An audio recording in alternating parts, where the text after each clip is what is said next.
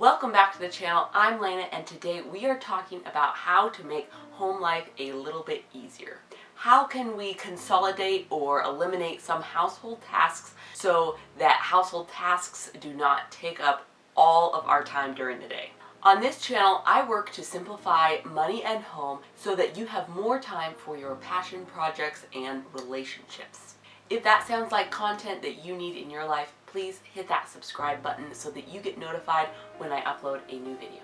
So my goal is to organize my house and my life in such a way that the least amount of work has to be done, but we still have a great quality of life, so that I am not spending the majority of the day picking up after people or cleaning or organizing and stuff like that. So for me, I want to organize my life so I can spend the most amount of time on the things that are important to me and the least amount of time on the things that do not bring me any joy whatsoever but have to be done, like laundry and dishes and all that stuff.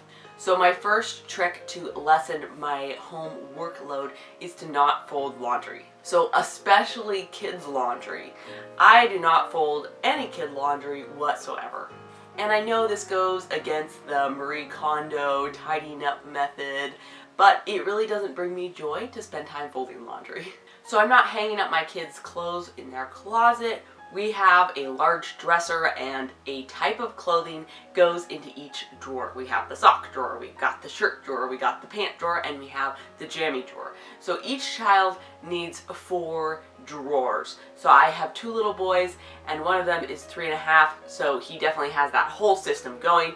And then my newborn, he just wears sleepers, so they can all go in the same drawer. Even easier. We do hang up our coats, and we do hang up some items of grown-up clothing, like my dresses and my husband's dress shirts and stuff like that.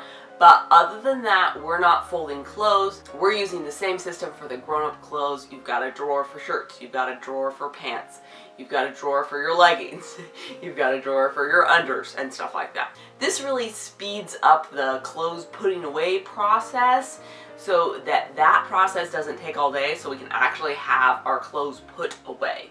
My next trick is to have a evening cleanup time. I made a whole video about the 10-minute cleanup, and for us it's definitely evolved since that video. So the general idea of the evening cleanup time is that you're not spending all day cleaning up your house.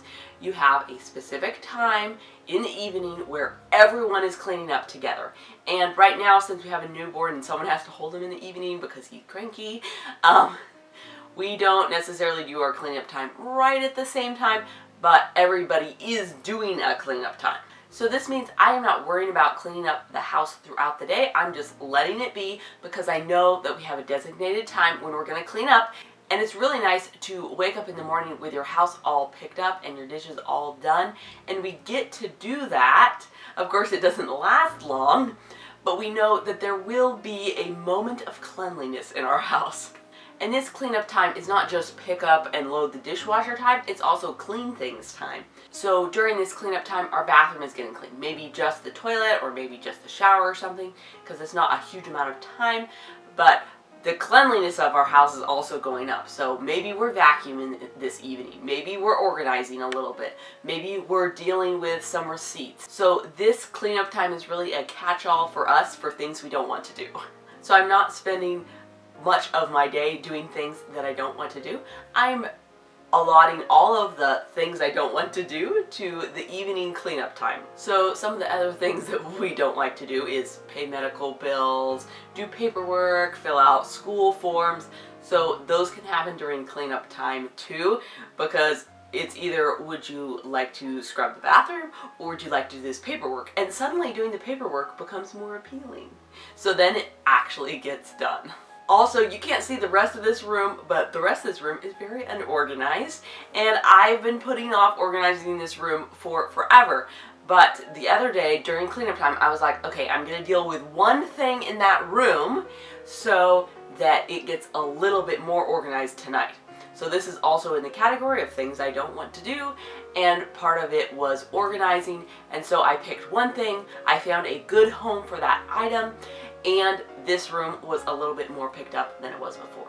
My next strategy is to only pick up after yourself. Of course, I definitely want to allow for grace in my life, and I do end up picking up for other people sometimes, but I try to facilitate our life so that each person is responsible for their own belongings. And of course, this doesn't quite work if you're a baby, so of course I end up doing all the picking up for the baby. So I am teaching my 3-year-old to be responsible for his own items and also teaching him how to pick up after himself. It's also we are just working in the picking up to the routine, and I don't know how this is going to work with teenagers, so don't quote me about what this would be like with teenagers, but right now it works pretty well. So my son is learning to dress himself, and part of teaching him to do that is teaching him that after he takes off his jammies, he needs to go and put them in his laundry basket. So we're just making it part of the routine, and part of the routine is not leaving them in the middle of the floor in the hall. It can be very tempting when you see someone else's stuff laying around to just pick it up and fix it, but then they never get the opportunity to notice that it was still out and they didn't return it to its original spot.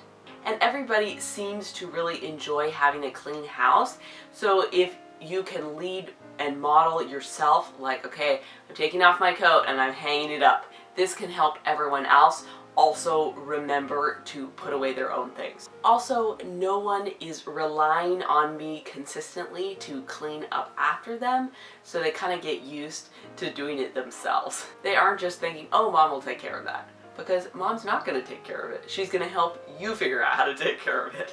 Kind of along those same lines is to share duties with your spouse. Don't be afraid to get your spouse involved in the bedtime routines with the kids. My husband is able to be home during bedtime, and I know not everyone's husband can be home during bedtime, but my husband can be home during bedtime, and it has become such a special time for my husband to spend with my children as he goes through the routine of bedtime with them and reading to them and all the things. And this can also be a really great break for me, because I have spent all day with the children and I'm very ready to do something else, even if that something else is loading the dishwasher. That's fine with me. It's like an either or. Would you like to hold the baby that's on the verge of screaming? Or would you like to fill out this paperwork? Would you like to do the bedtime routine? Or would you like to load the dishwasher? So being a team about what happens in the evening and being equally involved in all of those activities has been so beneficial for our lives in many ways. Another strategy I use to reduce my household work is to design my house and the things that I own in a way that requires less work. You can't always change your fixtures or your flooring if you are renting, of course, but if you can pick things that you know will be easy to clean and not very cluttery, there's just less work to do. So maybe I'm just not very much fun, but I do not have a lot of small items out because I don't want to dust them. And when I do dust, I don't want to be picking up a million things. I'm just like, flat surface.